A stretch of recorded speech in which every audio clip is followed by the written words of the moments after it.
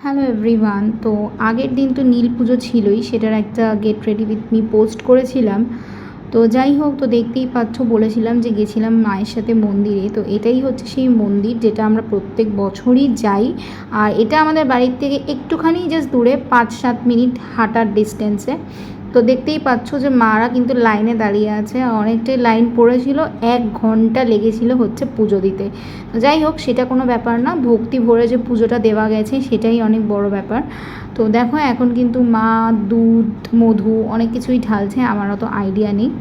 Basically সবাই বলে যে নীল ষষ্ঠীর পুজোটা নাকি নিজেদের সন্তানদের জন্য হয়। তো প্রত্যেক মায়েরাই এইটা করে থাকে, হয়তো সব মায়েরাই করে।